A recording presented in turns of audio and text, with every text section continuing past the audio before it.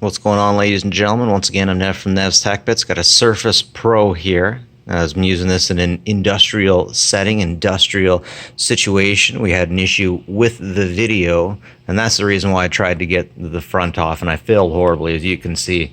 I got breaks and cracks everywhere. Tried to get it off, it wasn't happening. Of course, when it was on, the problem I was getting is almost like when you just get a bad monitor and there were flickering colors, flickering everything. It was not a good scene. So I knew something must have happened on the inside of the unit.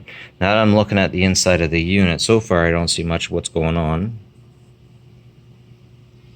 But hopefully shortly, once I start getting these brackets off, I will. Maybe there's even something that I can salvage in there. There's only one way to find out. So that's the tool I use, but that is not necessarily the tool that I would recommend you use. I got a little bit high up the way and it cracked. Now these heat shields can be lifted right off. And basically that's all they are, heat shields, maybe a little bit of anti-static shields too. Used to be really intimidated when I saw those, but they can be easily lifted off. I would definitely not recommend keeping these things around because the way they shatter, you get little pieces of glass all over, and I got a little piece embedded in my thumb right now.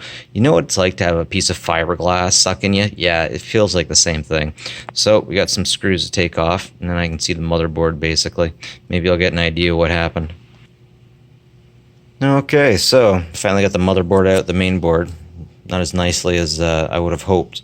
Wanted to get the battery pack out, but it is not coming out without a big fight, so I am not going to mess with that. Here we have the main board. We have central processing unit right here.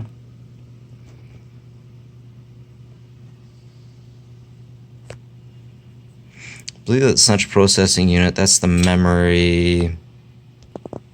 Nope, sorry, I was wrong. So that is the CPU. That is the RAM. And that is the 64 gigs of ROM. There's nothing I can use in here. That kind of sucks. But it's just how she goes. Still a lot of fun taking apart. Just for fun. And I can't see any reason why the unit would have broke. So, whatever the unit broke, I believe it's all in here. It's just unfortunate it's not something that can be easily fixed. And I'm not even sure if I could even get official Microsoft parts to replace it with if I needed to. Anyways, that's it for me. Nev from Nev's Tech Bits.